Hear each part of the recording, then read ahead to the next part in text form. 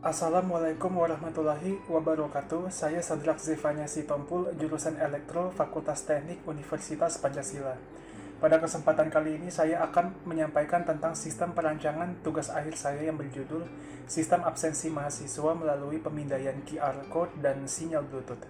Untuk latar belakang pengambilan judul ini secara singkatnya adalah karena beberapa kendala yang terjadi pada saat proses absensi khususnya terkait dengan kegiatan belajar mengajar. Antara lain adalah penggiliran absensi yang memakan waktu, manipulasi data kehadiran oleh pihak tertentu seperti titip absen, serta manipulasi kehadiran fisik pada kegiatan belajar mengajar yang memang mengharuskan kehadiran secara fisik. Perancangan sistem yang sudah dibuat ini ditujukan untuk absensi yang mengharuskan kehadiran secara fisik. Lingkup hardware yang terlibat dalam proses absensi ini terdiri dari perangkat PC dosen, di mana dosen dapat masuk melalui akun webnya dan menampilkan tampilan QR Code dengan perantara penampil visual contohnya seperti proyektor agar dapat menampilkan QR Code secara lebih besar ke depan kelas. Lalu perangkat berikutnya adalah perangkat pemindai sinyal Bluetooth berbasis Raspberry yang akan memindai sinyal Bluetooth mahasiswa yang hadir di dalam kelas. Perangkat terakhir tentunya adalah smartphone atau ponsel pintar yang sudah diinstal aplikasi khusus absensi yang dipakai mahasiswa untuk memindai QR Code yang sudah ditampilkan di depan kelas. Pada penerapannya, yang pertama terjadi atau dilakukan adalah dosen memasukkan NID pada perangkat pemindai sinyal Bluetooth. Setelah itu, dosen akan memilih mata kuliah yang akan diajarkan.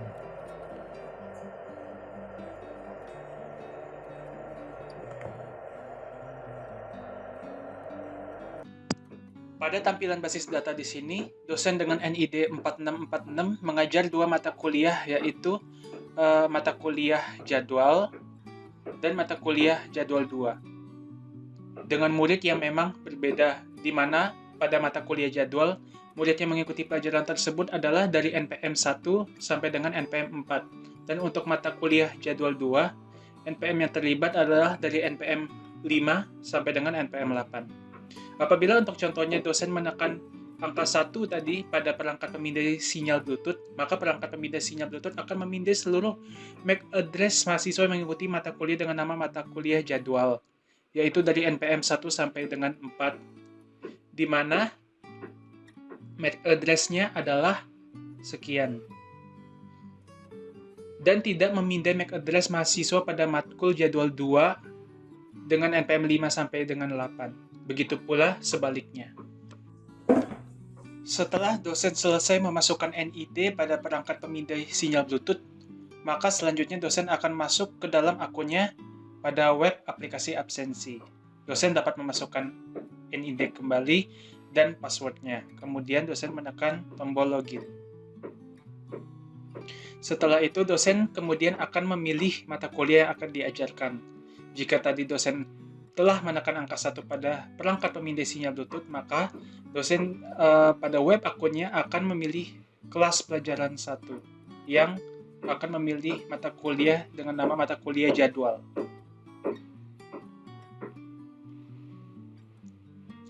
Jika waktu tidak tersedia untuk mata kuliah yang sedang diajarkan ini, maka dosen tidak akan dapat masuk ke dalam halaman utama. Jika waktu tersedia untuk dosen mengajar mata kuliah yang akan diajarkannya, jika memilih kelas pelajaran 1 untuk mata kuliah jadwal, maka dosen akan berhasil masuk ke dalam halaman utama. Pada halaman utama terdapat tabel dengan hari dan NPM, di mana tanda strip di sini adalah tanda strip yang menandakan bahwa belum ada yang melakukan absensi. Di atasnya terdapat tombol untuk menampilkan QR Code mata kuliah.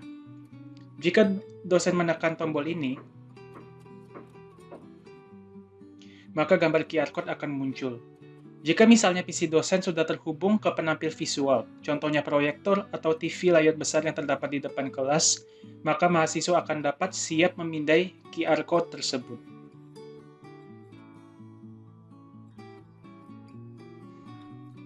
Mahasiswa kemudian membuka aplikasi dan memasukkan NID serta password. Jika sesuai, maka akan masuk ke halaman utama.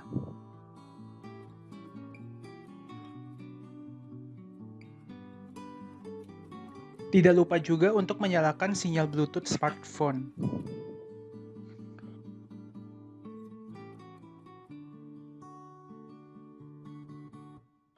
Pada bagian bawah halaman utama, terdapat tombol untuk memindai QR Code.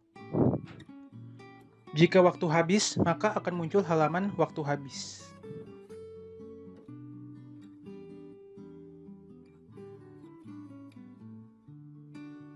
Jika Bluetooth tidak terdeteksi atau QR Code yang dipindai salah, maka akan muncul halaman absensi gagal.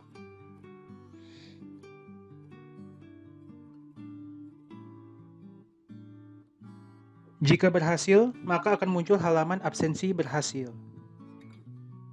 Dan pada web aplikasi akun dosen, apabila mahasiswa berhasil terlacak parameter absensinya, baik itu pindaian QR Code maupun sinyal Bluetooth, maka pada kolom dan baris mahasiswa yang bersangkutan, dengan contohnya tadi NPM 01, akan terinput tanda checklist, di mana menandakan mahasiswa berhasil melakukan absensi.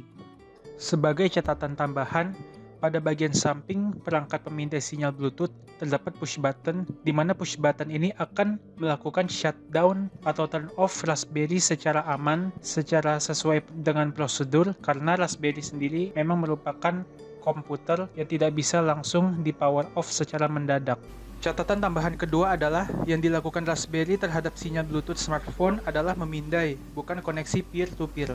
Dengan sintaks utamanya adalah bluetooth.lookup_name (tutup), sehingga bisa memindai banyak sinyal Bluetooth. Dan ini bisa juga mengawasi apabila ada yang keluar kelas di tengah jam pelajaran, karena sistem dibuat looping dengan timing sleep tertentu selama jam pelajaran berlangsung.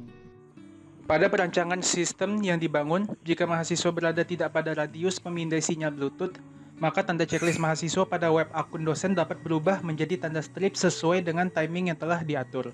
Ini adalah untuk mencegah apabila mahasiswa meninggalkan ruangan kelas tanpa izin dan tidak kembali lagi pada saat pertengahan jam pelajaran.